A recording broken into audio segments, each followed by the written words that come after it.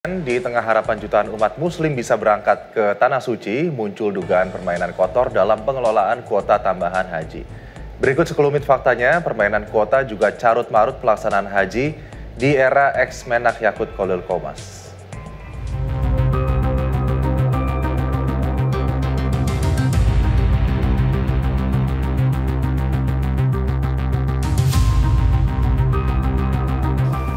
Pemirsa, kasus dugaan korupsi kuota haji mencuat setelah pemerintah Indonesia menerima tambahan 20.000 kuota jamaah haji dari Arab Saudi pada tahun 2023. Kuota tambahan yang sejatinya diperuntukkan untuk mengurai waktu tunggu jamaah yang mencapai tahunan ini justru dipermainkan oleh oknum pemangku kebijakan bekerja sama dengan penyelenggara atau agen haji. Pada kasus jual beli kursi haji ini, Komisi Pemberantasan Korupsi mencium adanya kerugian negara sebesar 500 miliar hingga lebih dari 1 triliun rupiah. Oktober 2023, Presiden ke-7 Indonesia Joko Widodo bertemu dengan putra mahkota Kerajaan Arab Saudi, Muhammad bin Salman Al Saud.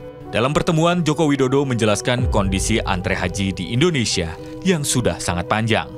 Bahkan, waktu tunggu keberangkatan jemaah haji di Indonesia ada yang mencapai 47 tahun.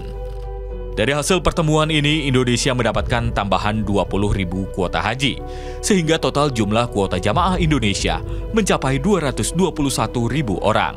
Akan tetapi tambahan kuota ini tak sepenuhnya disalurkan untuk mempersingkat waktu tunggu jamaah. Hal ini dibuktikan dengan adanya surat keputusan Menteri Agama nomor 130 tahun 2023. yang menyebut jatah tambahan yang didapatkan Indonesia dibagi 50-50 antara jemaah reguler dan kuota haji khusus.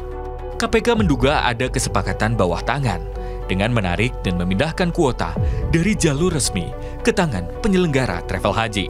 Jadi terkait dengan aliran-aliran uang yang dikelola oleh para penyelenggara haji, ya dalam hal ini para agen travel.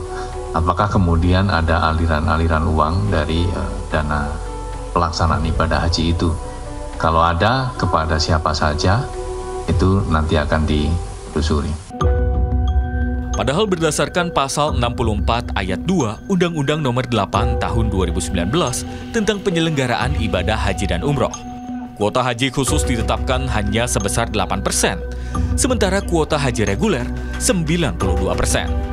Komisi Pemberantasan Korupsi lantas menggeledah kantor Direktorat Haji dan Umroh untuk mengambil beberapa dokumen sebagai barang bukti. Saya nggak tahu apa-apa. Tapi Kemenak terbuka, Pak, kalau misalnya ada penggeledahan seperti itu, maksudnya mana ada yang bisa ditutupi. Kalau APH sudah bekerja kan mesti semuanya harus dibuka. Nggak boleh ditutupi dong. Jadi Kemenak terbuka ya, Pak, terkait dengan proses kasus hukum yang berjalan saat ini? Semua proses hukum dimanapun di Republik ini, siogianya kita sebagai warga negara harus membantu pekerjaan mereka. Ya, tapi kalau spesifik ditanyakan, apa yang saya ketahui tentang yang dilakukan PK hari ini, Bismillahirrahmanirrahim, saya nggak tahu. Karena nggak menjumpai saya, nggak ke ruangan saya. KPK menyebut pejabat Kementerian Agama pernah bertemu sejumlah pengusaha perjalanan haji tak lama usai kuota tambahan terbit.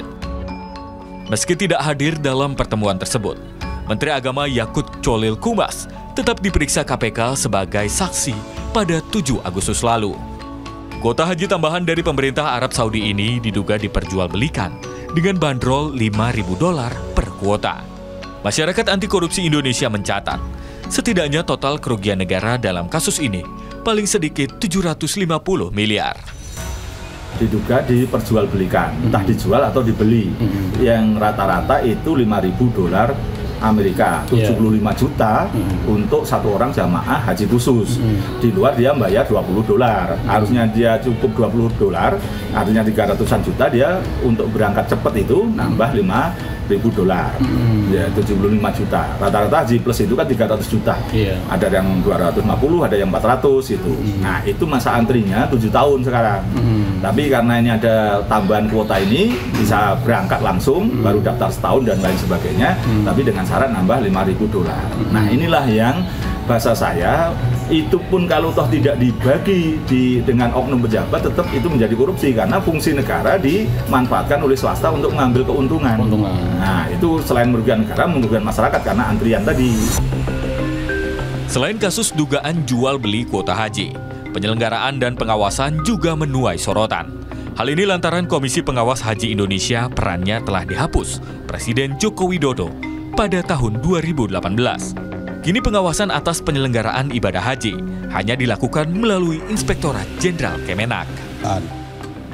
Kementerian Agama RI dalam menyelenggarakan ibadah haji masih berperan double sebagai regulator dan operator.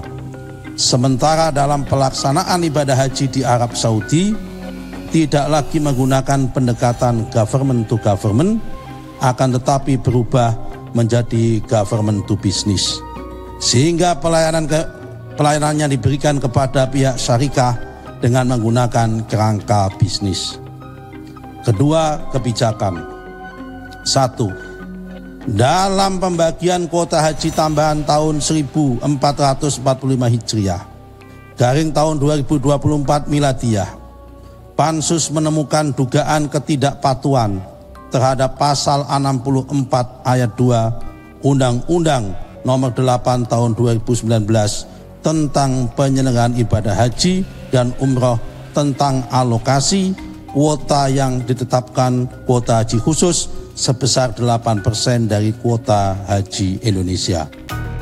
Di tengah panjangnya antrian haji, tahun 2024 terdapat setidaknya 3.500 jemaah haji khusus yang berangkat dengan masa tunggu 0 tahun.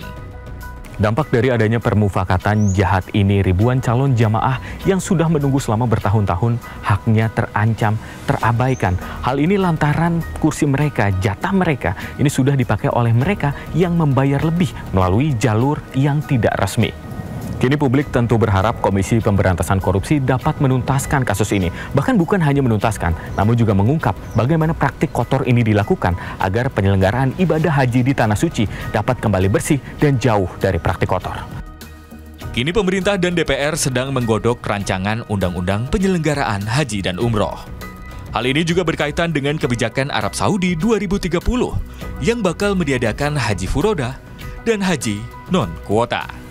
Tim Liputan melaporkan.